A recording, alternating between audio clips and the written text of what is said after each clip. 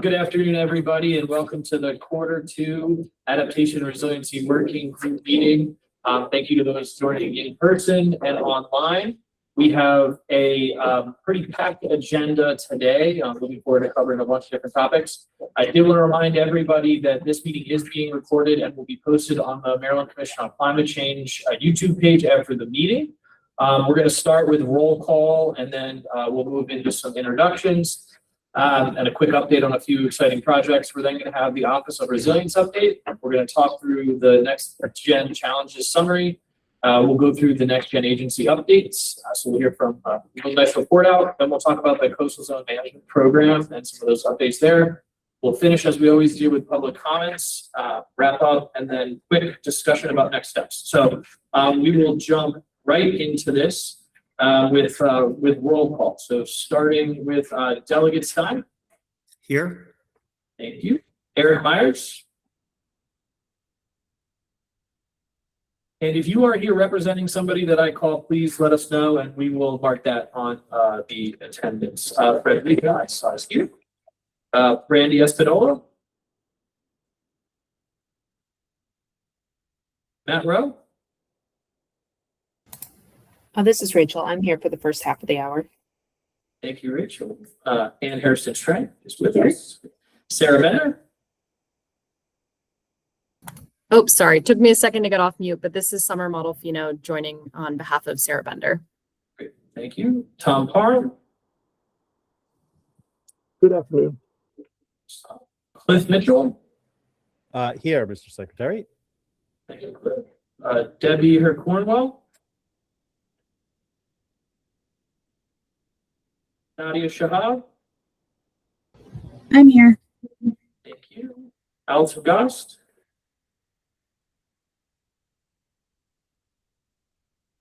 Catherine McCall. Jenny Osa. I am here. Thank you. John Papavaslu. And Joy Hatchett. Here. Thank you. And with that, we have a quorum. Great. Thank you, Riley. I think we missed Bob. Oh. Bob Allen?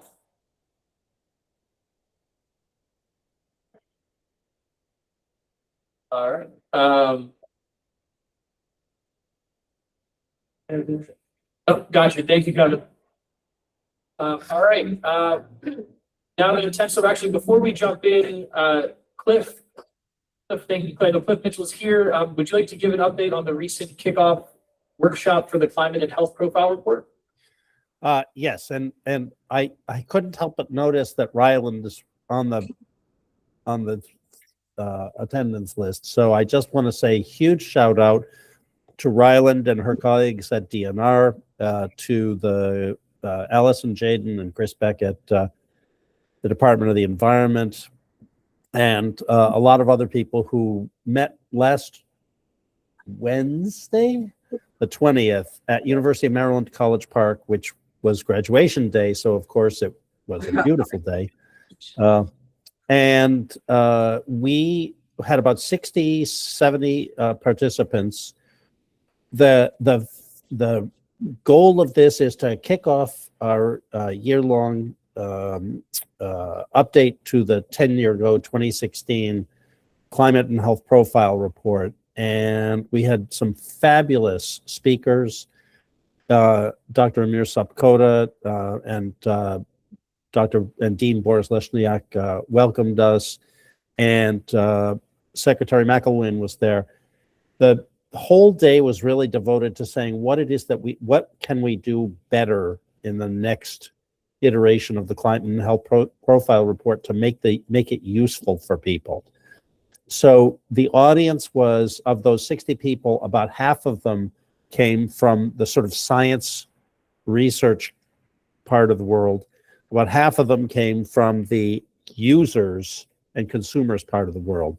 And we had a lot of great dialogue about what it is that we need to do in terms not just of looking at the health outcomes and doing models, but what kind of products are going to be people find useful in using health data to advance a climate adaptation agenda.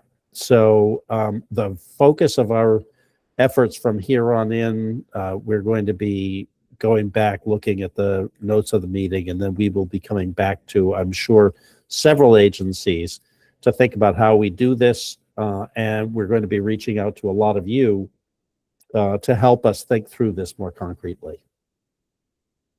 So, Mr. Secretary, Mr. Chair, I hope that's helpful. Very much so. Yeah, very helpful, and I think very exciting. I know there's been a lot of energy coming out about that, and it's such an important data set for us as we consider to really think about how we improve our resilience of our communities all across the state. So really excited to hear about that, and look forward to that continued work. So thank you very much. Thank you. And I'm gonna keep the positive good times rolling with the launch of the Roots to Resilience program here at the Maryland Department of Natural Resources. So Roots to Resilience is part of a climate pollution reduction grant that Maryland was awarded by the Environmental Protection Agency. And it's a regional collaborative with several other states in the Mid-Atlantic. And the portion that the Department of Natural Resources launched was $42 million in partnership with MDE and many partners in the conservation, nonprofit, local government space. And so what it is, it's $42 million investment in resilience on the Eastern Shore. One of the largest singular expenditures the department's made on resilience on the shore. And what it's going to result in is a significant amount of community-driven adaptation and resilience practices. So we're looking at over 400 acres of pristine marsh protected by living shorelines, over 1,000 acres of forest management, a wide range of resilience practices across the landscape. And I think one of the things that's really exciting about it is that it is building on several partnerships that have been built over time.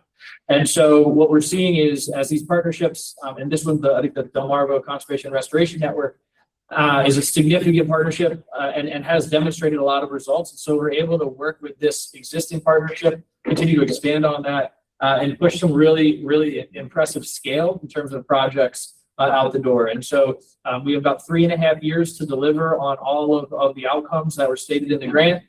We are doing very good. I just had a sneak peek at the Living Shorelines project request that came in. I think we're going to have no issue meeting the 400-acre goal. And I think really excited. It's a huge collaboration across the department, and really excited about that. And we will keep this group posted as that comes to fruition. We'll do some ribbon cuttings, get us out of C1 and off virtual for maybe a meeting in the future. So I'm excited about that. And a lot of people in this room are playing a leadership role there. So thank you all for the work. And Brandy, thank you. We've got you on the attendance record. Okay, so with that, we'll move into agenda item number 2, which is the minutes. Oh, minutes. That's right.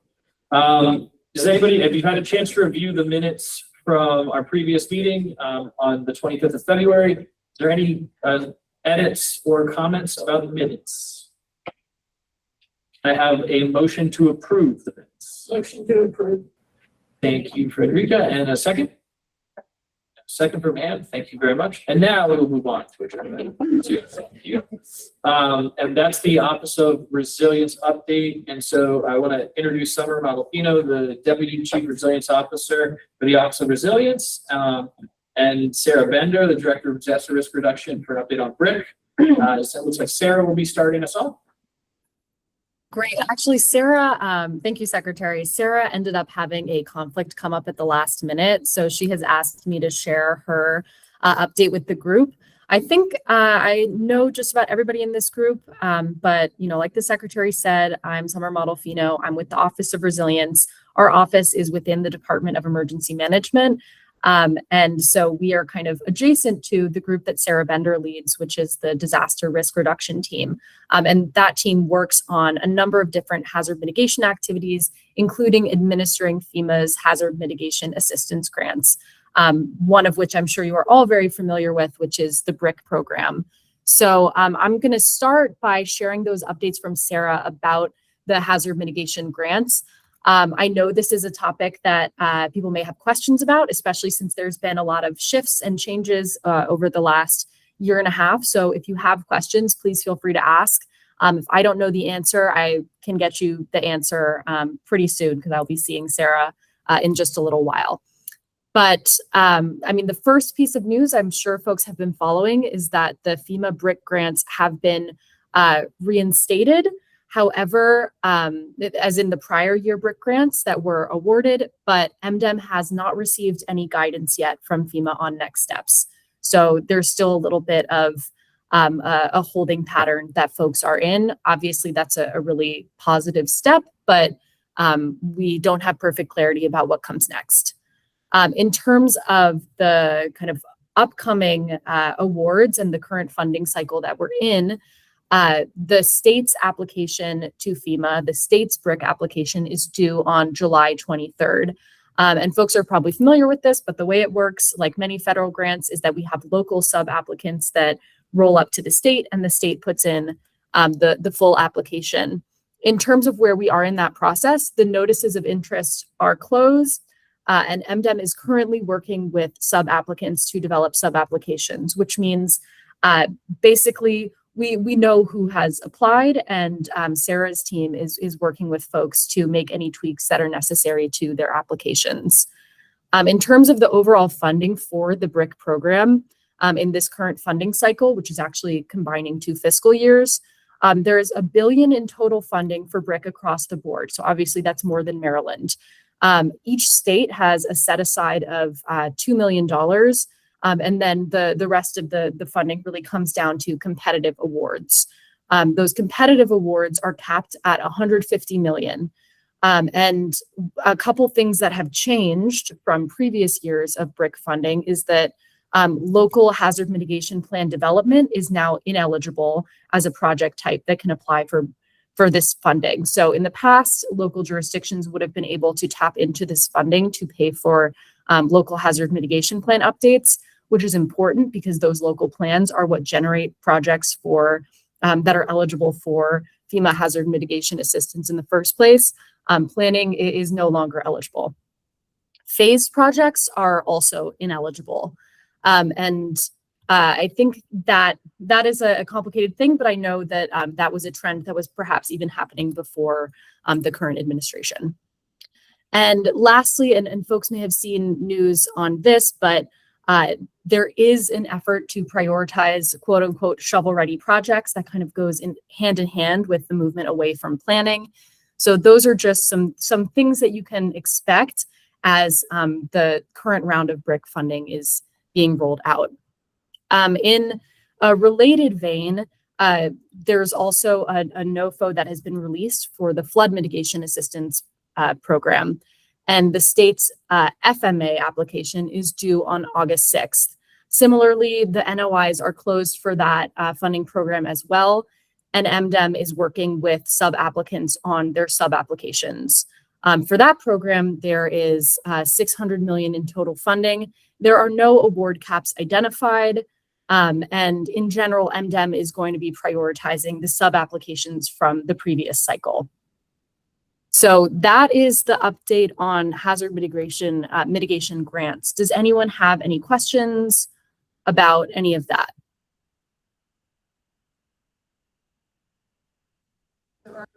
To the state that you see.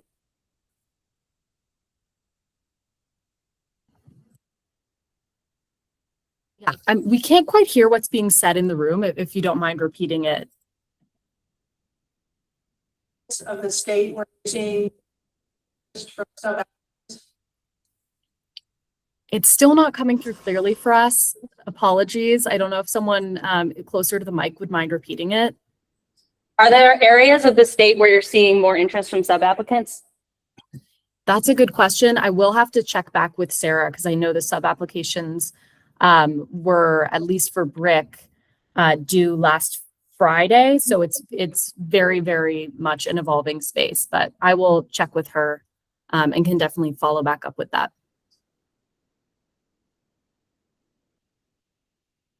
Thank you, Sarah. Okay.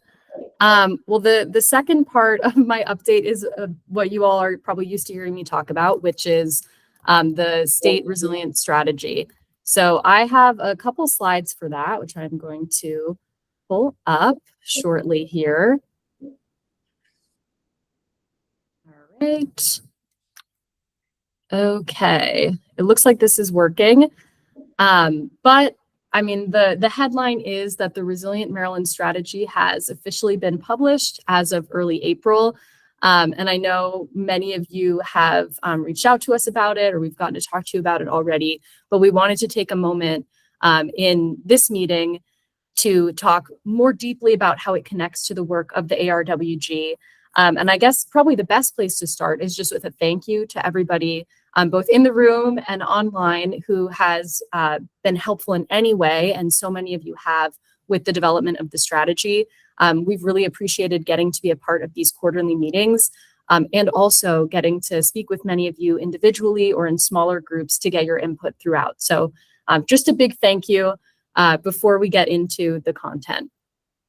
So I know this is familiar, but just as a reminder, the Maryland Office of Resilience is charged with a number of different activities in statute that mostly relate to coordination, providing assistance, identifying best practices, and one key piece is the development of a statewide resilience strategy. So that is what prompted all of this to start. We've talked about the purpose before, so I don't want to belabor this point too much, but I guess maybe one way to put it would be that we know there are already a ton of plans in Maryland that relate to resilience in some way. We have a really, really rich planning tradition within the state that has covered the topic of resilience and adaptation really well. So it was important for us to think about what can we add to make this useful and take the existing work above and beyond. So the first piece is to, as you all know, establish that shared picture of hazards and stressors. The second was crosswalking what's already been done. The third and fourth were about coming up with clear goals, prioritization criteria, and an actionable plan of what can be done in the next 2, 5, and 10 years to advance resilience. And then finally, and this one is maybe sort of the squishiest one, but will become more concrete, is to develop a framework for place-based resilience, knowing that there are ways that we can improve our coordination across agencies and make the experience better and smoother for local jurisdictions that are most in need of support as they're encountering state services. So it's a very broad purpose and kind of intent to establish the state resilience strategy. And in order to give ourselves some guardrails and also make sure we were covering an appropriate breadth, we divided the strategy up into sectors. And there was a whole process, which many of you were a part of, that we went through in order to do that. So the strategy is divided up into 5 sectors. There's also an overarching section for the things that inevitably came up that didn't fit perfectly within this framework. The sectors are environment and natural systems. That is where there's a ton of overlap with this group in particular and some of the ideas in the Next Gen plan. Critical infrastructure, obviously that is also a topic this group has discussed quite a lot. Community and local government capacity as well. Food systems, I will note that our office is responsible for some food system resilience work and coordination. So it was natural for that to have a place in the strategy. And beyond that, we know that it's really important to be ensuring that folks have access to food before, during, and after disaster events. And then finally, and I think this is a differentiator in some ways, we wanted to make sure there was a strong emphasis on housing, knowing that that hasn't always been in scope for other resilience-related plans, and is very top of mind for our individual residents that are going through any sort of disaster scenario or experiencing impacts from climate change. We also had these 3 focus areas, which I know we've talked about with this group. These are cross-cutting, so the focus areas were primarily used to guide discussion and help with prioritization of actions. We have robust economy and job creation. We know that in order for this to be a success, we have to have that at the top of our minds. Place-based resilience, which I already mentioned a little bit, as well as justice and equity, which again, I know is a topic that all of us have really put at the center of our work and that this group has dedicated a lot of thinking and effort toward. Partner engagement was a really big part of how we developed the strategy in the first place. We wouldn't have had really any of these ideas if we hadn't been able to reach the breadth of people that we did So we engaged around 120 partners. The number's a little higher than that. Part of that was through our sector-based work groups. Some of it was through interviews as well as one-on-one conversations with state agencies. We made sure to include all regions of the state for obvious reasons. We know that, the challenges and needs in Western Maryland are going to look different than Southern Maryland or the shore. And we also wanted to make sure to look beyond just government stakeholders. So we did, of course, speak with many of our state government colleagues and local government partners, but also made a strong emphasis on reaching out to nonprofits and community-based organizations, folks from within the private sector, as well as universities and university centers. And with all of that, we have arrived at the strategy, which I'm going to put the link to in the chat, just in case anyone would like to reference it. But as I mentioned, we were really thrilled to launch the resilience strategy at the beginning of April. What it looks like, as I mentioned, is a document that is split up into those different sector-based chapters. And throughout the strategy, you will find 20 high-level goals and 50 more tangible recommendations that slot underneath of them. The recommendations fall into 2, 5, and 10-year timelines. And part of that was driven by some of the language in the executive order for our office. But also we ended up finding that that was a really good timescale to be working on for planning of the actions themselves. It was also really important for us to have clear agency leads and some discussion of resource needs for all of the recommendations, just so that we could give this strategy the strongest chance of implementation success possible. I mentioned already that there's a lot of synthesis of existing efforts, which hopefully will be a resource that all of you will be able to utilize or pass along to others as a good starting point for someone who's seeking to understand what's already happening in the state on resilience. Although I think we will quickly be making it out of date and in need of updates just with all of the new things that are constantly happening. And then lastly, not every big idea lent itself perfectly to a clear recommendation. So we did just include big ideas and open questions so that we could put a pin in some of the topics that we know are really important around disaster and climate resilience without committing to specific actions at this point in time. Okay, so a few key themes, and I think we covered a version of this maybe a couple ARWG meetings ago. So if this is familiar, apologies for any retreading of information. But first and foremost, state coordination around resilience funding is essential. That came up again and again. I think in any resource environment that would be true, but especially now when we know that we have some constraints, it's even more important to do a lot with what we have, maybe do more with our resources than we have been used to doing. The second piece is around the need for a whole of government approach. I know that this group really understands that. That was embedded in the whole idea of having a statewide resilience strategy. But there was a specific emphasis on how to institutionalize resilience across a range of funding programs and regulations. And I saw Rachel was on, and I know MDE had a lot of great thinking about that in particular, and has led the way on that in various ways already. I've already talked about housing, but I'll just say it again. Housing and resilience go hand in hand. Resilience is essential for housing. Housing is essential for resilience. And so you'll find that there's a strong emphasis on that in the strategy. We know that local jurisdictions need technical assistance, especially around project pre-development, as in all of the steps that go into putting together a grant application and moving from idea to something that is closer to quote unquote shovel ready. And as I mentioned, with some of the changes in federal funding, that might become an even more important gap to fill to close the gap to folks being able to access federal resources. And then lastly, and this is of a little bit of a different nature than the other themes, there was a lot of focus on extreme heat, especially with the idea that, we have a lot of great coordinating mechanisms to work on flooding. And we know we're already doing quite a lot as a state on extreme heat, but perhaps there are ways we could create even better mechanisms to coordinate or fill in some of our gaps or advance a strategy around that particular hazard. And I saw there was a question in the chat, which I'll just look at real quickly.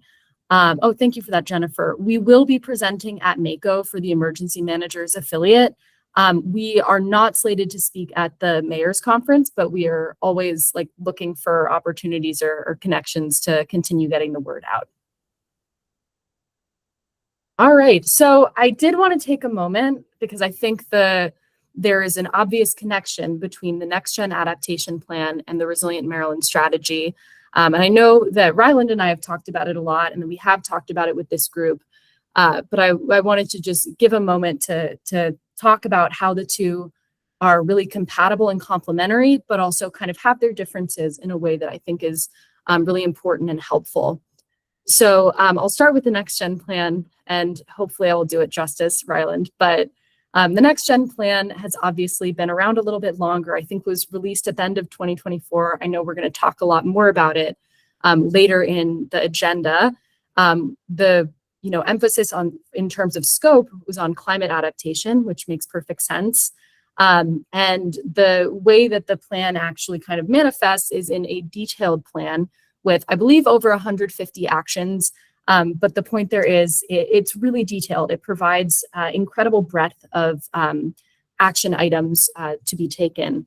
And there's a slightly broader set of owners, primarily focused on the state, but with other folks identified as well to drive action forward.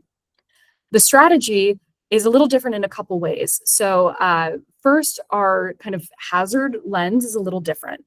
As opposed to just being focused on climate change, and I say just, but obviously the focus on climate change is an enormous scope in and of itself.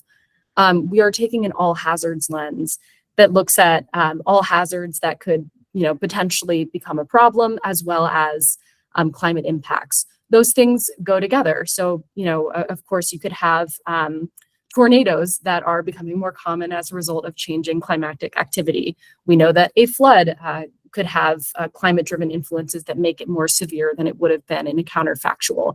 So the natural hazard side of things and climate change we know goes hand in hand. One thing that is different about the strategy is that we're also considering things like cyber threats. And again, we could talk a lot about how all of those pieces actually can come together and sometimes do, where, after a large storm, for instance, a jurisdiction could be more vulnerable to a cyber attack, and it does happen, and it has happened, perhaps not in Maryland, but in other places. So that's all to say the lens we're taking is a little bit different, broader in some ways than the Next Gen Plan. In terms of the actions, we're going a bit narrower. So we're outlining a higher level set of 50 actions, as opposed to the much kind of broader, more detailed plan that Next Gen gets into. And for us, we chose to stay really focused on state government ownership and thinking specifically about that question of what can and should the state do to advance resilience. But these two things definitely go hand in hand, as Ryland can and will attest. We know we're talking to a lot of the same people, and I really have to give Ryland kudos for being so thoughtful about keeping us in the loop about the Next Gen tracking process so that we can have the tracking process for the strategy go hand in hand with it. So there are a lot of ways that we can find efficiencies and information sharing on the back end to support both the strategy and the Next Gen Plan. And I think we've kind of been thinking about them as sort of two sides of the same coin that work together. And it's also worth noting that we got the benefit of coming second, so we get to build upon all of the great work that has already been done through that planning process. I did want to take a moment, and hopefully I'm not going over my time, but flag me if I am, to walk through some of the goals and recommendations that I think this group might be most interested in. And I will note, there's 20 goals, 50 recommendations. So if you come across something else that piques your interest looking through the strategy, definitely reach out to me. Always happy to talk about any of it. Today, I just wanted to give kind of a quick rundown of the things that I can imagine would be of interest to the group. So first, I pulled out the goals from the Environment and Natural Systems section.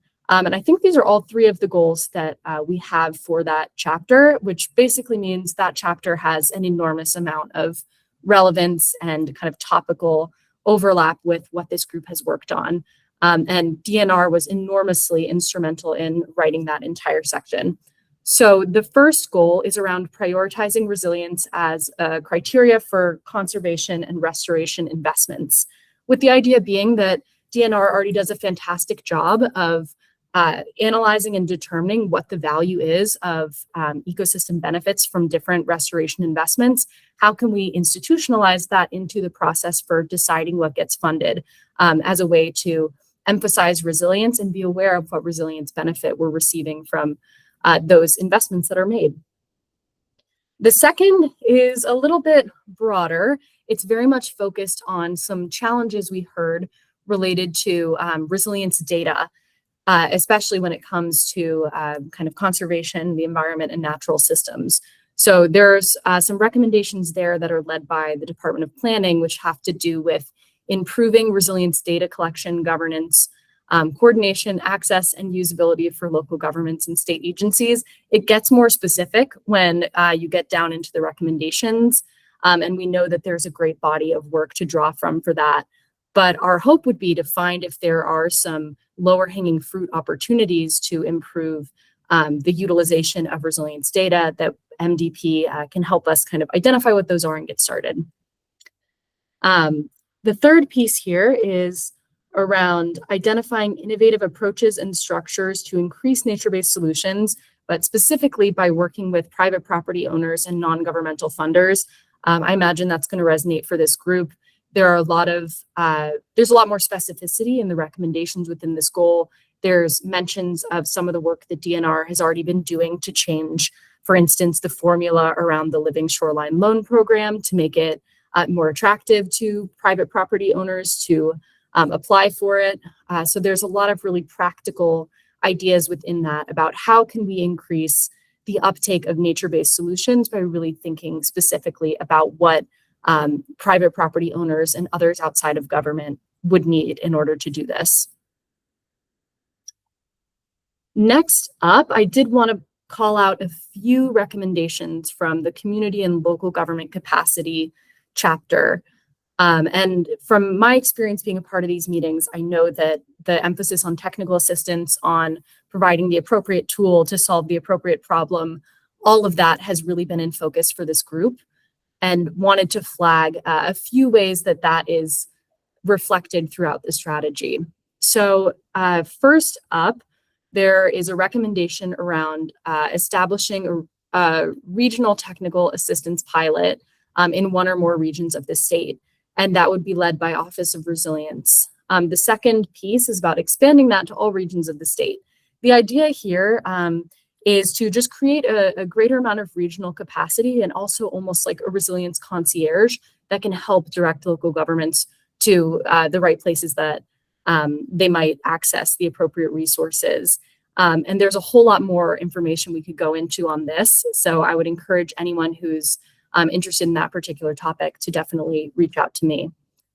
Then I'll go to the third one that's on the slide, which is around developing and sharing tools that specifically support the creation of resilience authorities across the state as one way to increase local financing capacity. To be very clear, we want to support the creation of resilience authorities across the state insofar as local governments are interested in doing that.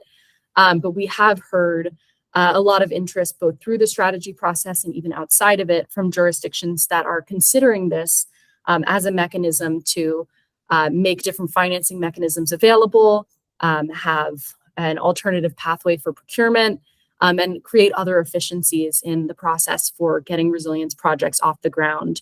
So we have actually started to make progress on this in terms of putting together both a high-level informational guide about why resilience authorities matter, but then even more importantly, more of the detailed technical how-to and decision tree for local jurisdictions to identify what structures might make sense for them, what types of questions they need to ask, and who should be engaged to get something like this off the ground. And then lastly, and I think this one had the longest timeline on it, so you're going to hear less specificity from me, but the last piece that came up was around how resilience can be incorporated within local capital improvement planning, specifically thinking about the incorporation of hazard risk and climate projection information into the capital improvement planning process locally. Okay, and then the last, I think, 3 recommendations that I pulled out are in our overarching section. These, I thought, were particularly relevant based on some of the items that are in the Next Gen plan and what I've heard in discussion with this group. So the first one that's listed here is around convening what we're calling a funding table, in which state agencies can pool resources and stack funding to accomplish transformative resilience projects. And the idea here is that the funding table would help create greater visibility between agencies about what resources each has and how those might come together in a way that can get more done. And then also hopefully create, which I'll talk about a little bit later, a virtuous cycle for funding where we can connect the known project needs to the resources that we have. The next piece is related to that idea of place-based resilience, which is also getting greater clarity around some focus geographies where, as agencies, we can coordinate place-based resilience. We know there's some excellent data that can be drawn from here, like MDE's EnviroScreen tool and others that can help us hone in on places where there's both a real environmental justice imperative to act, as well as kind of a resilience needs and hazard risk vulnerability that needs to be addressed. And then lastly, and this is sort of, what would follow if the first 2 happened, the intent would be to accelerate the number and quality of resilience projects in under-resourced communities that have high hazard risks, basically helping to create a system that more effectively gets resources to those places that have perhaps the greatest need, but really limited capacity to access what they need. And so I know that it's kind of dry to look at just a list of recommendations. So we have been showing to people this kind of vision for what a future state could look like, which we have talked about as a virtuous cycle for resilience funding. This is obviously a little bit pie in the sky, but I think it's what we would hopefully be aiming for. And I'm sure along the way, we'll be making refinements based on what's possible and what we hear from locals. But one initial step that our office will be working on is holding regional convenings where we can identify priorities, regional opportunities, and gaps. And so over the next year or so, the goal is to do that in every region of the state, which we would divide up into the 6 regions that you can probably just barely see. This would feed into the maintenance of resilience project pipelines. The one thing I want to emphasize is that all of this would be bottom up based on what communities, local governments are telling us. But we know that there's a challenge right now where we at MDEM see the projects that get submitted to MDEM. Folks at MDE might see the projects that get submitted to MDE, but there could be a real benefit in maintaining an inventory of project ideas at various stages of development that we know require some sort of resource intervention. So developing that might also show us where there are gaps, where there are perhaps areas that have a lot of need but are maybe struggling to put together project ideas. And then the purpose of that would hopefully be to feed into this funding table where we could have improved coordination with equity at the forefront and do a really strong job of connecting both what's needed regionally, what projects have been identified with resource availability, and do a better job of kind of connecting certain types of funding or financing to projects that they might be best suited for. And across all of this, technical assistance is key and hopefully informed by and informing of all of these steps of the process with the intent of building capacity locally and helping to bridge some of these gaps.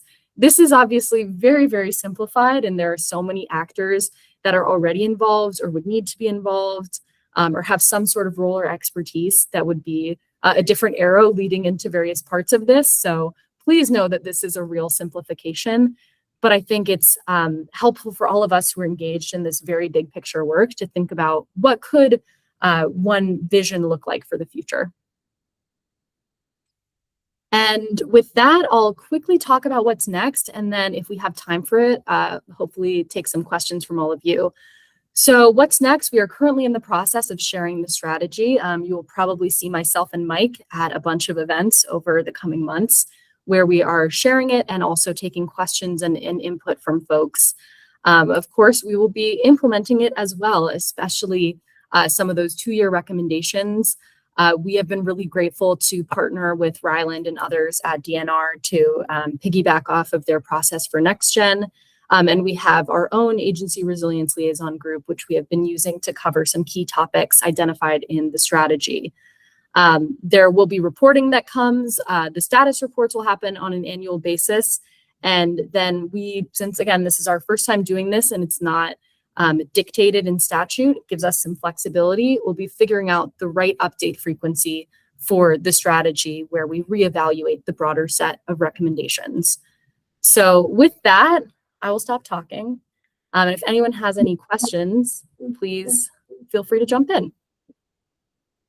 Thank you very much, Summer. Yeah, if you are online and you have questions, please raise your hand or drop your name in the chat and we will call on you. If you're in the room, please physically raise your hand or just. Yeah, there's covered a lot of ground there, Summer.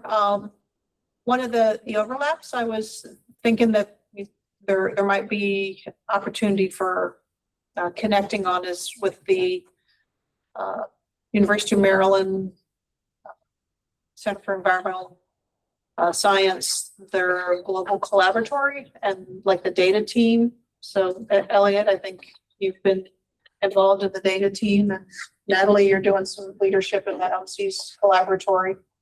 And I'm just wondering if particularly at that data point, that there might be a good point of connection to support this. Yeah, that's a great point. We were really happy that we got to be a part of that initial meeting earlier this year with the OMSI's collaboratory. But you know, I honestly hadn't thought of it as being an excellent lever for that particular recommendation. So I really appreciate that suggestion. Thanks.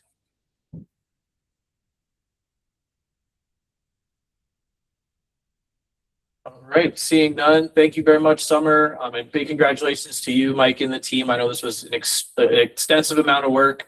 So really glad to see the plan in place and to get started rolling on that. And I think really appreciative of how well we got to work with you all to integrate any of the next gen components that would support that broader resilience plan. And so I think the fact that they dovetail together so nicely only is going to allow us to be more effective in building resilience. And I think we are at the department really excited about the legislation that passed that does allow us to make those changes you referenced to the Living Shoreline Loan Program. So we're working on and now executing that as well. So nice to see continued forward momentum and progress. All right, with that, speaking of forward momentum and progress, we're going to turn it over to Ryland, who's going to discuss, and a thank you to all the agencies for having the one-on-one meetings with us. But we're going to discuss the next gen plan and any challenges that came up, in the one-on-one meeting. So Ryland's going to run us through some of that feedback related to the tracker and the website, and then we'll have an opportunity for an open floor for discussion before moving into the agency updates. So I'll turn it over to Ryland. I'm gonna apologize in advance for probably the world's most boring single PowerPoint slide, but we're focused on the words here. So don't come at me. So I wanted to quickly start off before we get into each agency's update and summarize some of the things that we heard in our one-on-one meetings. Not every agency took us up on them, which is totally fine, but we wanted there to be an opportunity to discuss anything offline with us outside of the public forum in case there were changes that people were concerned about bringing up in front of the larger group. So there is a lot of good things that we heard in those meetings. We heard everyone's making good progress. There were no major concerns with the website, which I can show you after this really terrible slide to remind you what that looks like. And that was the good stuff. And then we know that there are a lot of challenges. So the first challenge we heard a lot was reporting timelines. This could either be one of two ways, and I would love if we have time to chat about what everybody thinks. People want there to be either a decision made to align on reporting timelines with other reporting requirements that agencies are going to be asked to fill, such as end of the year annual reporting. But another option is is that going to add to the burden of those end of year timelines? And should we be off year from those timelines? So maybe mid-year reporting rather than end of year if end of the year is too busy. But that is something that we had consistently heard. What are the timelines going to be for reporting? Because obviously right now we're asking everybody to update. It's closer to the halfway mark. If this feels like a burden, maybe then we do shift to an end of the year reporting timeline instead. But that's something that we don't want to decide in a box. We need to hear from the group before we can adjust that going forward. Another thing we heard is need to update some parts of the plan. This plan now came out August 2024, but was written even longer ago than that. There are things obviously that have changed, including the administration and a lot of the work that we are doing. So there might be things that need to be updated. We're not talking a major effort like redoing the whole next gen process. We're talking about opportunities to make those small tweaks to specifically things like the milestones that are those very detail oriented bits that may have to change, but really trying to keep those priorities the same because the priorities of course are the heart of the goals here, and then the milestones were the steps to get to the priorities. So acknowledging that our plan may need updating. What this could look like is, you know, a next gen 2.0 at the 5-year benchmark where we talk about, you know, what's changed, why we changed it. And we can talk about what that might look like further down the line. But I think we should all acknowledge, of course, that there is that need to adapt the plan and update the plan based on a lot of different things. We also heard some comments about when is the official start date for tracking progress. Again, the plan came out August 2024, but things were written in 2023 and sometimes even thought about earlier than that. But we need to have a consistent agreement on when that start date is. Is it the August 2024 date or is it something earlier? And that is something that, you know, again, we don't want to decide any of these things in a silo. This is not the DNR plan. This is the ARWG plan. So we would like everyone to have an opportunity to weigh in on that. Common definitions. How is everybody defining? You know, we did have a whole definitions part in the appendix, but that being said, the way when we get to the tracking of things, how are people defining, you know, living shoreline linear feet, for example? Let's make sure we're all on the same page with that so that we're not counting things differently or coming up with different numbers. And then agency level detailed tracking. This is less, I guess, of an ARWG assignment, but it is still something that we had heard from our agency partners because the way we're tracking at this ARWG level is very high level. The tracker that I had showed to everybody last meeting is very sweeping. It just has those broad terms to describe the work that's being performed. It does not go milestone by milestone. Each agency, it seems, has developed their own internal system of tracking, which we have also at DNR developed our own spreadsheet where we actually do pull out milestone by milestone and assign it to each appropriate unit within DNR to make sure that we're tracking things accurately and getting it to the right people. So this is less of an action item and more of a thing that we have seen each of the agencies doing, which I think is great, especially for the larger agencies that it's harder if you're at the staff level to embedded in maybe only one of our units, just like I am. You know, it helps the executive team to distribute those tasks out across the rest of the unit if they have that detailed tracker. So those were the broad themes here, but I just wanted to pause for a minute before I move on to the lovely website and ask if anybody has thoughts that they would like to share on some of those common themes that we've seen come up and some of the questions that we're posing to the group here.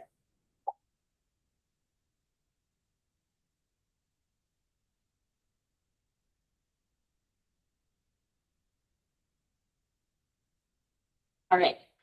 Hearing no comments, we will be making all of our decisions at the secretary level. We will further this discussion, you know, in a way to get better input. I know it's tough to unmute yourself sometimes and start thinking about what might make the most sense for each of those things that have come up. So I did want to pivot quickly to share the website because I think that is one of the things that we're going to be hearing later on from our agencies when they report out is what are some of those success stories? So this is what we were highlighting here with the website, is the emphasis on the storytelling aspect. The emphasis on the website is not the numeric amount of progress that we're making on NextGen. It's what does progress look like when we're talking about each of those successes. So up top, as a reminder, we have this as a little benchmark for any sort of big press releases that maybe each of your agencies or each of our partners have come out with to showcase projects in a more detailed way. This would be a link out to each of the external website. Those, I think, are typically ones that maybe you've worked on with your comms departments and have more of the fancy approval style press releases up here. And then in the bottom, we have each of those focus areas and sectors. And again, these are all clickable drop downs where you can see a little blurb on the progress per chapter. But then there's option over here on the right for story highlights. This one, again, is what we see as really just sort of a paragraph blurb that should be kind of an easy win for everybody to write up. Just a little snippet of what that progress looked like for their agencies. And this is really what we're going to be doing to each agency for next after this is trying to fill these out so we can get that website ready to go. Yes, Jennifer. Can you scroll back one slide? I'm scrolling down the website. You mean up here? Stop. No, just a little bit down further. Oh, down. Yes. So I noticed you started with justice, equity, diversity, and inclusion, which the federal government does not love. Have you considered renaming that or not having it be the lead thing that you talk about? I think we are staying true to what is published in the plan. I don't have any thoughts past that. We're not probably going to change the plan until we maybe look at the NextGen 2.0. So the website should probably accurately reflect what is written. Does anybody have any thoughts on that outside of what I just said?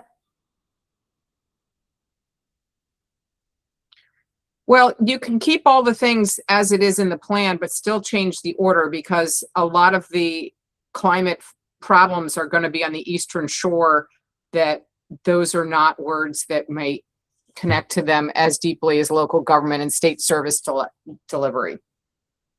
Okay, we will consider that. Right now, it does reflect the order that it's in the plan. So we'll discuss and think about that. But that is, thank you for bringing that up. Thank you. So again, these blurbs are something that we really want to be filled out by each agency partner. We don't want it to just be all DNR progress. We want everybody to participate and have the opportunity to highlight any programs and successes in these boxes. This is something that we would love to keep more updated, but it doesn't have to be a heavy lift, hopefully.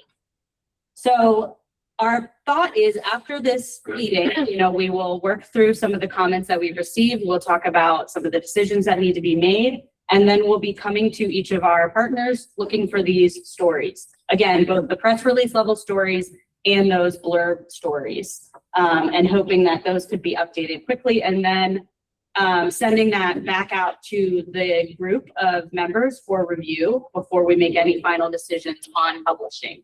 So the ultimate end of the say here will be in the hands of the ARWG membership before anything goes live. So any questions about the website or the storytelling piece? We're really excited about the aspect of storytelling and being able to show that progress that way. Any questions? Appreciate the pretty pictures. Yes, they're pretty pictures that they're placeholders now, but they can be replaced with anything that we have. Pictures are important.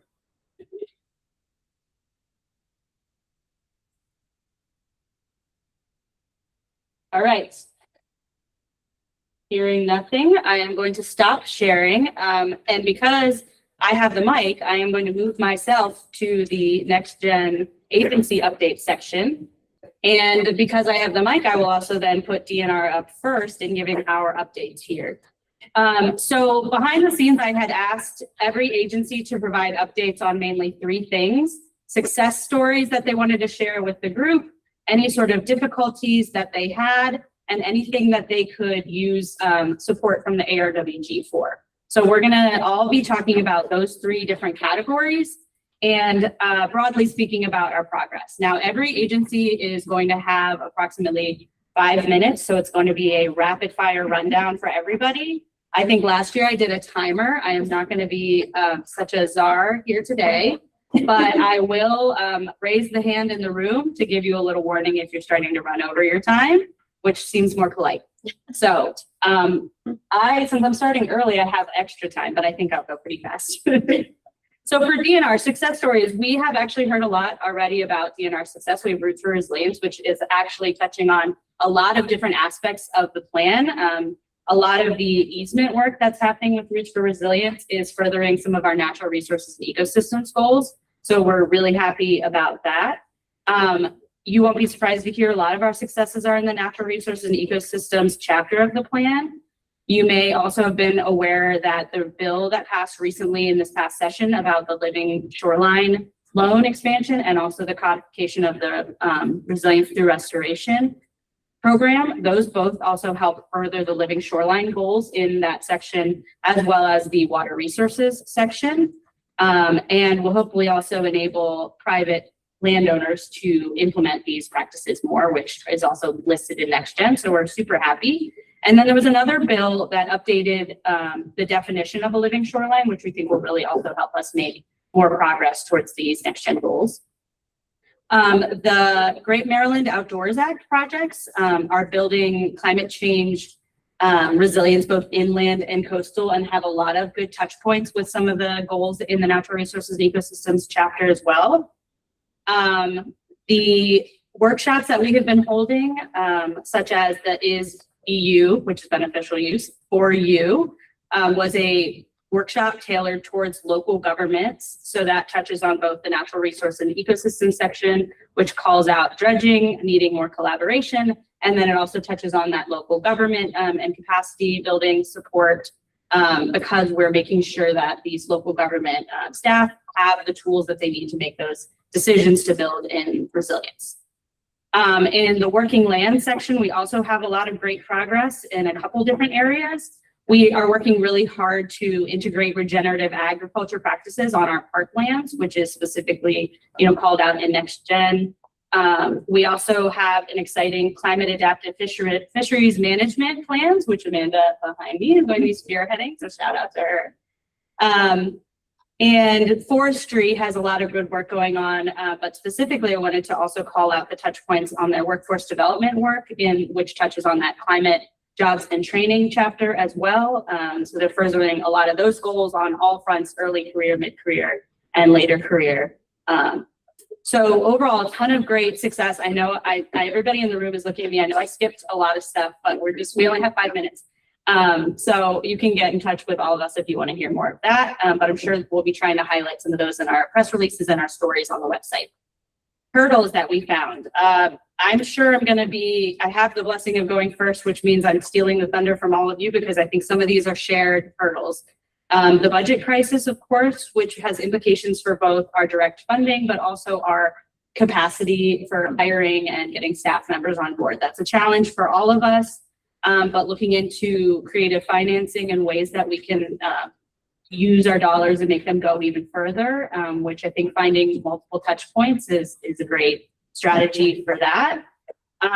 We have had some hurdles around the uncertainty around federal programmatic and policy changes.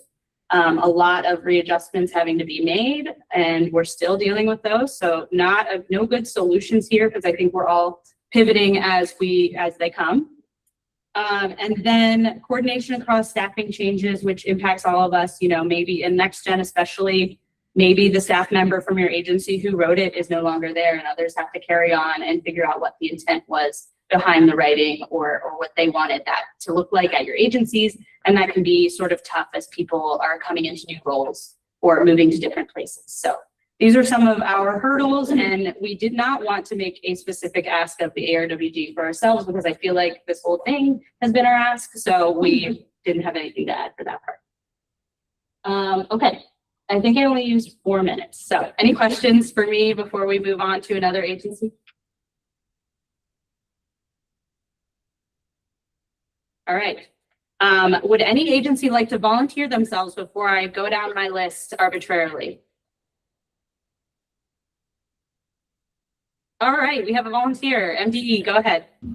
Sure. Hey, good afternoon, and good afternoon, everyone. Secretary Kurt. So, yeah, let me run through these. So, success stories. We have had some success getting fees in place, really important fees, like in our dam safety program. So, I think last session or the one before, we got fees in place for which we've never had for dam permits, as well as a registration fee for dams, and those monies are going to go into a fund that'll help provide funding to repair failing dams. Dams that are failing or significant public health risk. So that's a real, fees, particularly in this environment, are really, really tricky to get across. But we've had some success there. Pardon the train you may hear in the background. We also had some fees for erosion and sediment control, our responsible personnel certification program, to make sure that, people who, the practitioners who are putting erosion and sediment control practices in the ground, and if we have more storms, bigger rainfall events, we need to make sure our erosion and sediment controls are installed correctly. So we got fees for a training program for that, which are going to help, keep that program robust. And we are looking to update our erosion sediment control standards as well to respond to, the increased precipitation that we're seeing. So more to come there. We did get some funding from the Federal Emergency Management Agency to do some flood studies. Doing modeling. That'll consist of doing modeling in some pilot watersheds to look at the modeling tools that we can possibly roll out to local governments to look at the impacts of development in watersheds on flooding. So more to come, but we have that pilot study that I think will allow us to have more predictive tools on a watershed basis that we can use, again, to better predict when, a particular land use change comes in, how that could affect flooding in those watersheds and how we might want to mitigate that. It'll help, identify those problems, not only with the developments, but also maybe older conveyance systems, smaller pipes and culverts that might exist in those watersheds and be pinch points for, flows coming downstream. So that's a success there. Let me see what else. We have had some success with our emergency preparedness, just I think doing tabletop exercises. We have one coming up in June in Emmitsburg where we're going to be doing like a dam safety exercise with MEMA, I believe. So in the emergency, making sure we're prepared and, our programs are able to act, when emergencies occur, whether it's, making sure that, our drinking water plants aren't impacted by pollution events or, that our dams are safe and resilient. These tabletop exercises are really important. So I think we've made some good efforts there to make sure we're responsive when these extreme events occur.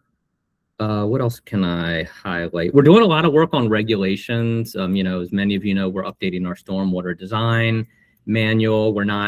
We haven't proposed draft regulations yet, but that it's in the works. There's been a lot of public engagement on those regulations, with the environmental community, but also the, home builders and things like that to make sure when these regs hit, that we have some buy-in and support and, less friction when it comes to proposing those. We're also working on and again, not there yet, but on our MS4 permits, our phase 2 general permits. So teams are working on that. Some of these things with regulations and again, with the some of the affordability issues and that Rylan was mentioning, it may slow some of our regulations down possibly. But we're doing a lot of work. The agency's doing a lot of work on those regulations in the background and trying to move those, into a final form and get the buy-in and support to do that. I think as far as those are some of the things I wanted to touch on as far as successes, challenges.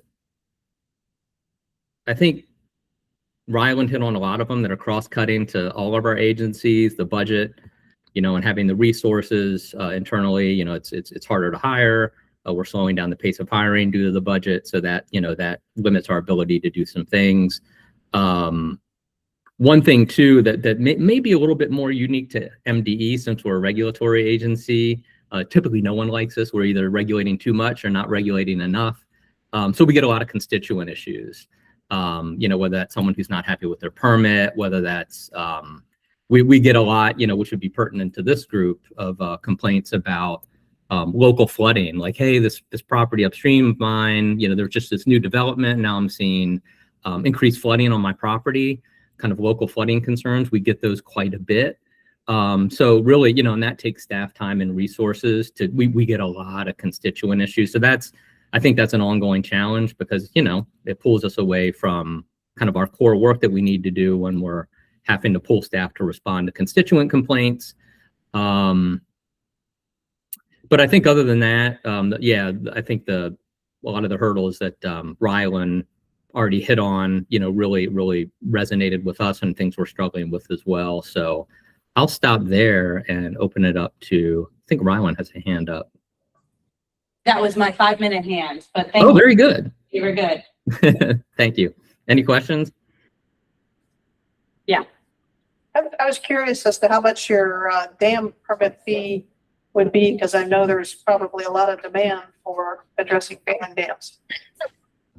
Yeah, it varies. I'll get you the details on that. It varies on the type of dam, like the high hazard dams. The larger dams are going to have a higher fee associated with them.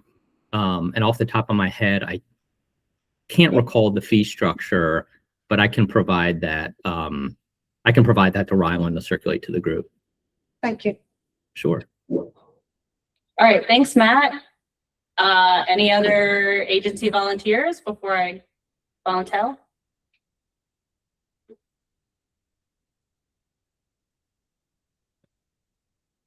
Okay, next on my list is MDEM, and Ann also volunteered them.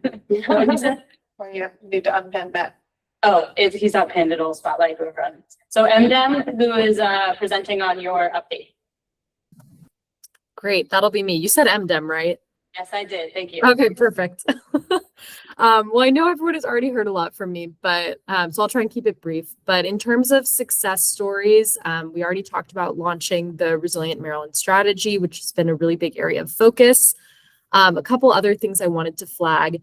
One of which is, again, more from Sarah Bender and her team, but they are updating the state hazard mitigation plan right now, which has also had a really large stakeholder engagement process.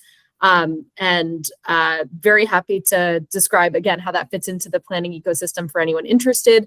But suffice to say, that is the plan that the state needs in order to be eligible for various types of FEMA funding. And there are lots of great opportunities to include different adaptation and resilience concepts within it. So there has been an ongoing process to update the SHMP. Many of you have been part of it. And it actually relates to a couple specific items within the next gen plan as well. In terms of status, the draft plan is going to be sent to FEMA in June for review and adopted in September. So where it stands right now, it is pretty close to the draft that's going to be getting out the door shortly. So we can almost call that a success. That's really exciting. The SHMP and the Resilient Maryland strategy, the specific points of overlap that they have with some of the next gen priorities are the incorporation of resilience within hazard mitigation planning, consideration of a public health lens, as well as some specific priorities related to nature-based solutions. So all of that is really exciting, and we're glad to be making some headway on that. A couple of other things I wanted to flag as sort of a combination of success / ongoing status update. One is the Resilience Toolkit, which I know we've talked about with this group, which is our searchable database of resilience resources. That continues to be an ongoing effort, but we've been in some great conversations with our developers about how we can improve that and make it part of a website that will just have kind of better resource linking to other resilience locations, which should be exciting. So that is underway, and we'll have hopefully some more updates on that in future meetings. I mentioned when I was talking about the strategy, the resilience funding table concept. That's another, in progress status update piece that relates to the next gen action item around interagency funding coordination. So that's very much in the early stages of ideation and outreach to partners. But again, hopefully we'll have some more concrete updates in future meetings. In terms of the hurdles or challenges, I think it's really similar to what Ryland shared for DNR. All of those things apply to us as well. With the additional kind of specific challenge earlier this year, with the federal government's partial shutdown affecting DHS and therefore FEMA. That also just created some challenges for the side of MDEM that is particularly engaged with administering FEMA programs. And so that it was definitely another challenge that has just sort of created different uncertainties or things for us to contend with. But we're really happy that our federal partners have been back online for a little while now. I think those are the main things that I would flag. We don't have a specific ask of this group, but are very happy to be asked from this group to do anything if others have anything that we can do to support your work through the agency resilience liaisons or anything else that we have in terms of coordinating mechanisms. But that's everything from MDEM's side. Thanks, Summer. Any quick questions for Summer?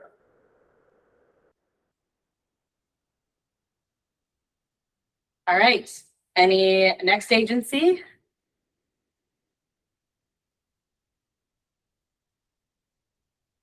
Okay. I'm calling on MDP. I saw, Debbie, that you're here. I knew you were going to be late, so I was paying attention. Yep, late to the party, but yes, I'm here now. Thanks, Ryland. So from a success standpoint, MDP's comp plan reviews continue to provide guidance and recommendations to our local jurisdictions, and we're in the process of developing a resilience element checklist from the best planning practices perspective, and that is expected to be included in the resilience elements within comprehensive plans moving forward. Not finalized yet, but we're getting very close. And thinking about wetland migration areas, we've worked with DNR to develop the Land Preservation Parks and Recreation Plans, or the LPP-RPs, the guidance document. And the guidance document assists the local jurisdictions as they're developing their new plans that will be due in 2027. And we included a strong recommendation that wetland adaptation areas be identified and prioritized for protection. So hopefully some of the jurisdictions will be taking that to heart and including that in the 2027 plans. From the challenge perspective, I think Ryland hit on all of those that MDP is concerned about. The fact that there's some language in the plan that gives has MDP having responsibility for some actions that we might not have the authority to do so. And we hope that we can continue that conversation, figure out how to refine tasks and maybe tweak the language so that we can make progress on those. From an ask perspective, we don't have a specific ask necessarily, but I would say that we would look forward to an opportunity from the opportunity perspective that as we move forward, sort of addressing the challenges that we can work with our sister agencies on those recommendations where MDP is on the forefront and find out how we can, how MDP can provide support for those and facilitate the progress on those. That's it for us. Thank you, Debbie. Any questions for MDP, Debbie? I just had a shout out to Debbie for helping us with on the Roots for Resilience. We're trying to do some sort of county level forest assessment that could help bring more forest, both the ecological and economic sides of forest roles. And so we've got a request out for bids right now. And we really appreciate the work and being able to work with MDP and their understanding of the county level planning. So that, because more than we do about that. Yeah, great partnership. Thanks, Anne. Again, that's sort of those opportunities that I'm hoping we can maybe highlight moving forward. Definitely. All right. Who wants to go next? Okay. MDA. Nadia, are you on? I'm on. Can everyone hear me? Yes. Yep. Cool. So most of MDA's work is obviously leading in the working lands and natural resources based economy section. Some of our successes include in fiscal year 26, the state anaerobic digestion work group began developing a guidance manual for on-farm anaerobic digestion that focuses on co-digestion. That's currently in the final stages of development and editing. And, the work group is composed of members from state agencies and other stakeholders. And the intent with this manual in specific is to expand public engagement, kind of inform local decision makers on the technology, what climate and community benefits it could include, as well as just help interested farmers through the permitting processes across the state agencies, kind of help to navigate that process. Once this is done and published, we do hope to expand that document to other AD scenarios. Following that, our Healthy Soils Competitive Fund just closed out its recent application round. This would mark its 4th round with 19 awardees into the fiscal year. This includes 7 grantees that are adopting agroforestry practices on farms, which leads me into the next one, which we were part of the state agency in the multi-state EPA climate pollution reduction grant. And with that, an agroforestry specialist was contracted and onboarded to continue building on that effort. We anticipate a new Cover Crop Plus program, a revised Cover Crop Plus program that's planned for fiscal year 27. We're just reevaluating requirements and incentives so that we can continue meeting the needs of farmers. And then one of the last things I'll say is MDA's Leaders in Environmentally Engaged Farming, or LEAF, is still in development, and that's still moving forward. We know that it's very highly anticipated by many, and we foresee the program further incentivizing the adoption of climate-smart agricultural practices, conservation adoption, and prospective land preservation. Those are for more information on LEAF, you can reach out to its program manager, Elizabeth Hoffman. Her contact information is on MDA's website. I will also say that I've mentioned it previously, but GICA, or the governor's Intergovernmental Commission on Agriculture, is holding its first meeting this year. Its full commission meeting for the year virtually on June 11th. And this is the main focus on continuing collaboration between government agencies, including the product and small business diversification. If you're interested in joining, I know those meetings are open. I can send you more information. And that's it from MDA. Thank you, Nadia. Any questions for Nadia and MDA? Just congratulations on your agroforestry specialist hire. Nice job. Of course, she's touching on all the agencies. We try and Yep, that's great. All right, I have 2 left on my list. Cliff, Department of Health.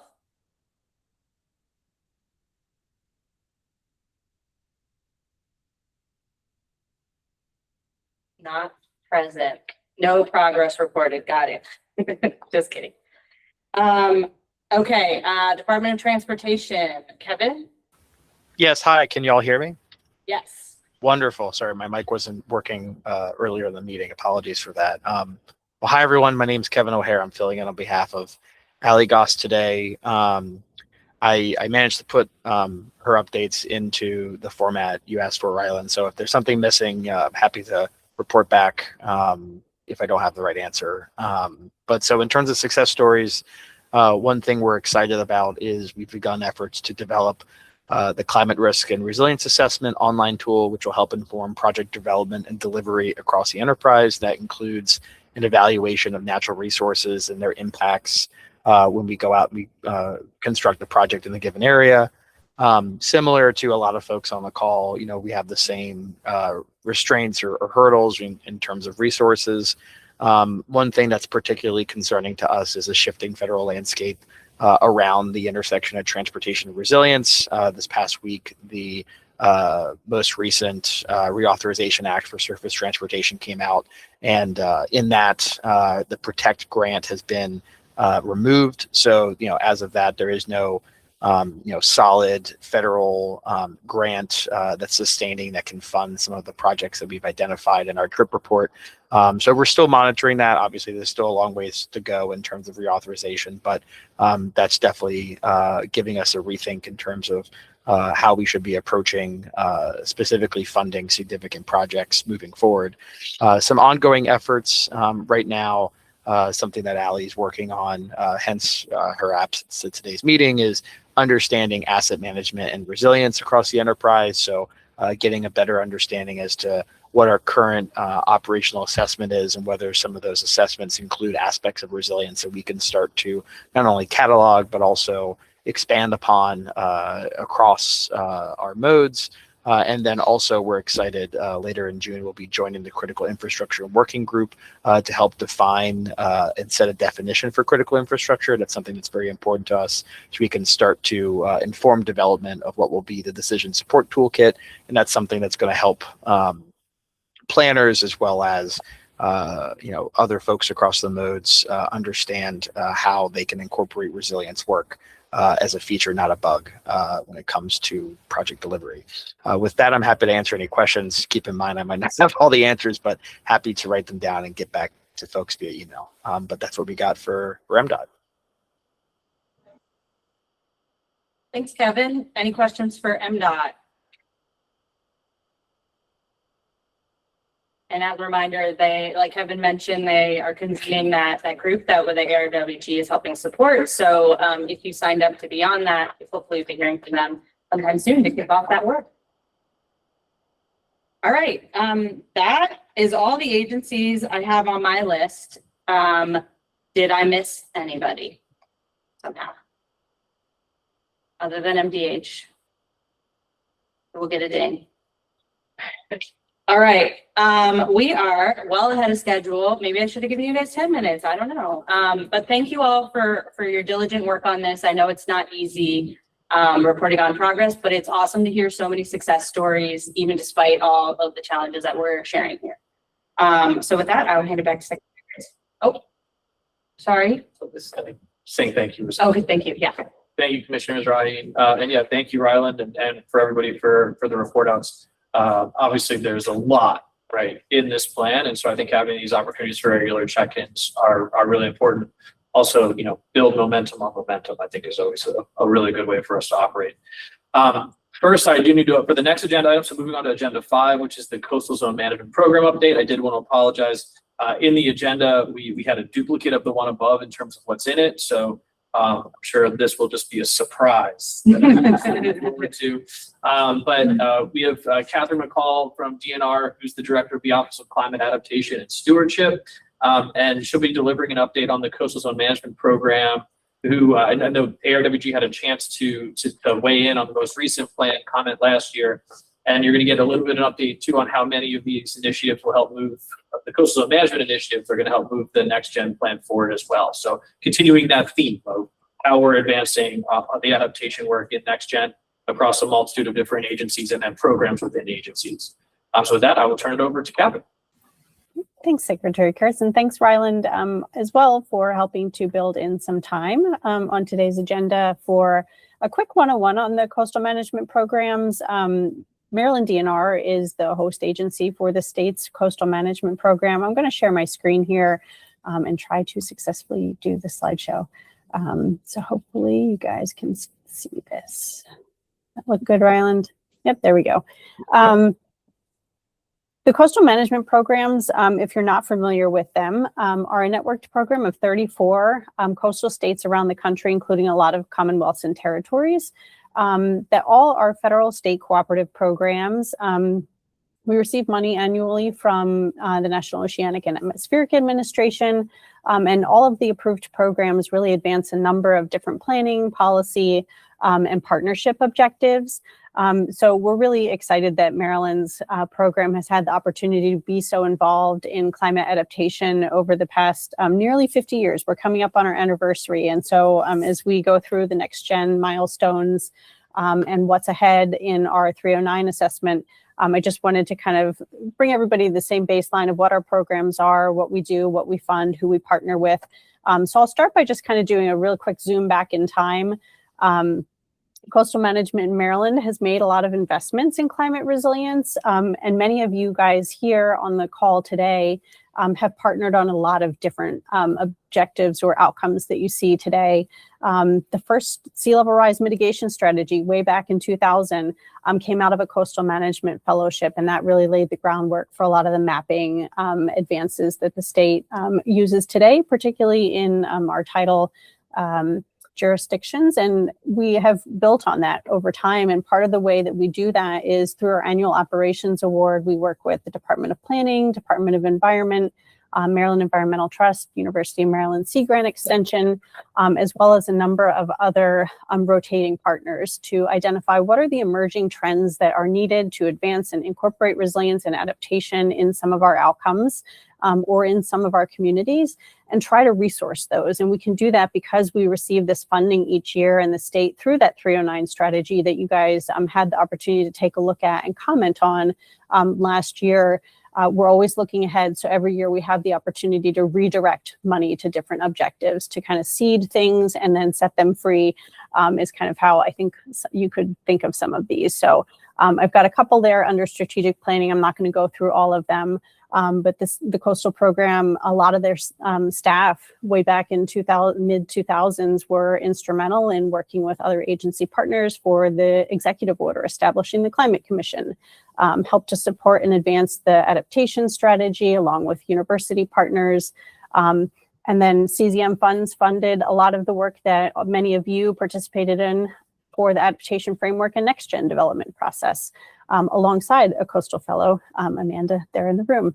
Under restoration and conservation, some of the emerging topics we've looked at there, kind of laying the groundwork for how we map and understand and incorporate wetland migration into a lot of the different planning frameworks that we have today. We've also worked with a lot of different public lands partners to advance the way that we think about how do we manage lands that the public enjoys recreating on under future climate scenarios. And then under tools and governance, some of the things that the Coastal Management Program has done over the years are launching the MyCoast Community Flood and Storm Damage tool, helping to support the establishment of the Charles County Resilience Authority. For more than 20 years now, we've also supported community resilience grants that go out through our annual grants gateway. And then we've worked on things like the Coastal Flood Explorer through a lot of those coastal management dollars as well. So that's kind of a look back in history of kind of where the coastal management has helped to support resource and advance work. So we wanted to just provide a couple of insights into what is coming up and where the 309 strategy landed. So when you saw that draft, there were some adjustments that were made. So some of the things that we have coming up over the next 5 years that will begin with the cycle of our annual grant starting this fall. We're going to be continuing the community capacity investments.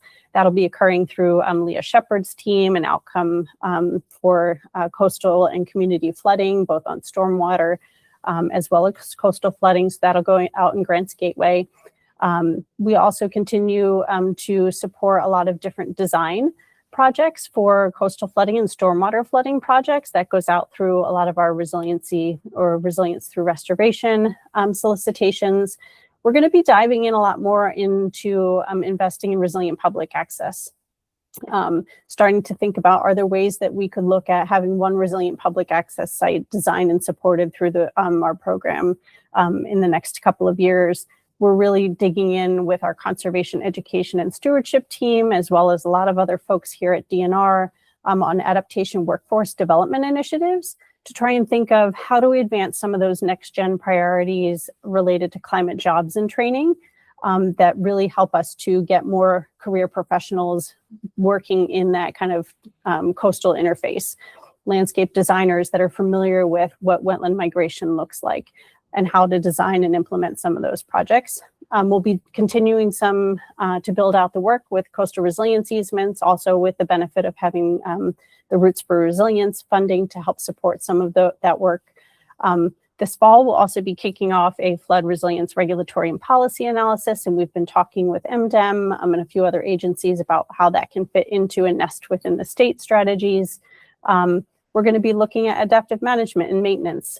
And then also the last part I'll highlight here is we hope to have a couple of different fellows join us to advance some heat mitigation and continue to expand MyCoast. And then we're really excited to be in some early conversations with MDE about resilient permitting for coastal restoration. So that's kind of a quick tour around what the coastal program has done and where we're heading and how it nests in with some of the ARWG's work, the next generation adaptation plan, and maybe in a few years you'll be hearing more of the updates about progress on these in one of the future ARWG meetings. So I appreciate the time on the schedule today. Thanks so much.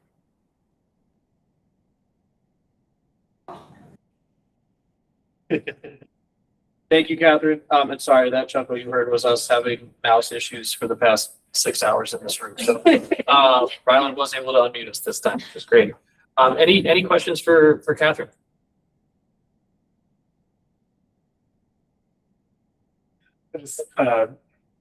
Elliot Campbell with DNR. I want to give a shout out to a hot off the press CZM funded tool that's now available on the Coastal Atlas, which is the Marsh Resilience Portfolio that Dylan developed. It looks at kind of the lifespan of the marsh and then the role that the marsh is playing in terms of reducing wave energy and the proximity of the marsh to communities. So it's a way to prioritize marshes across the landscape. I think it could inform, some of the resilience planning that Devin was talking about, some inline planning we're doing. So we're really excited about it. You're going to be hearing more of it as we develop communication channels. Thanks, Elliot. I appreciate that shout out. I should have mentioned at the end, if you have any questions, like Elliot just mentioned, there's a lot of folks in our unit that are funded by CZM. Please reach out to whether it's Dylan or Ryland or Natalie or myself if you have questions. Oftentimes, a lot of the projects that we'll be advancing is because we're working across that nationwide network. I know I think I heard Summer earlier talk about cross-agency funding alignment. We've started to dip our toes into some of the examples out of Maine on similar ideas. We worked with Rhode Island on the MyCoast and have had some great lessons from Virginia actually on their resilience adaptation feasibility tool when we were doing the framework. So a lot of opportunity for sharing. Okay.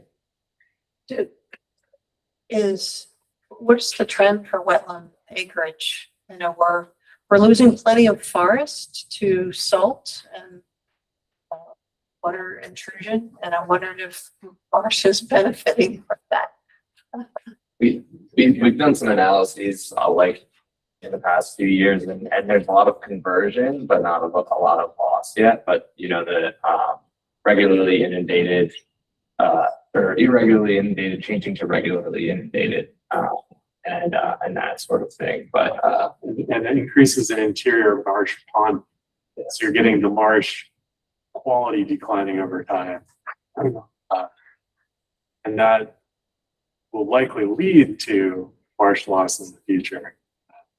There's less vegetation on the marsh that is able to accrete sediment over time and keep up with sea level rise, because we're seeing these ponds that are spreading over time. So that's part of resiliency through restorations work, where they're going to be doing a new technique called marsh runneling, where they kind of dig little trenches in the marsh to try and drain off those areas of ponding. So we're definitely seeing the effects of sea level rise, but it hasn't really translated to large scale marsh loss. Although if you look at the models, that's coming. Yeah, we did for the greenhouse gas blue carbon inventory. We did a number of tables if you want to see the exact acreage counts. and we actually put those in our CCM 309 funding we reuse. So it's Bolster. yeah.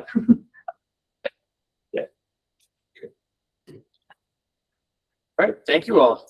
Okay, so we are now at agenda item 6, which is going to be public comment wrap up and next steps. If you are a member of the public and you would like to make a comment, please use the raise hand feature or drop your name into the chat, and we will call on you in the order that we see and receive them.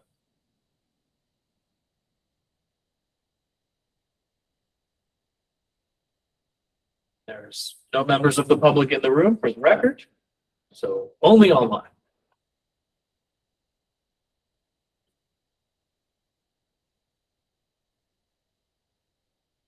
Okay, if you're a member of the public and you are trying to do that, you can also just unmute yourself and state your name, and we'll do it that way. 10 seconds on that approach. Okay, thank you all so much for joining us for the Q2 meeting. Our next meeting is going to be August 26th. That is a Wednesday from 2 to 4. And we will continue discussing all the incredible things going on in the adaptation resilience space, and looking forward to your participation. So thank you all very much, and hope you have a great rest of your week. Thank you.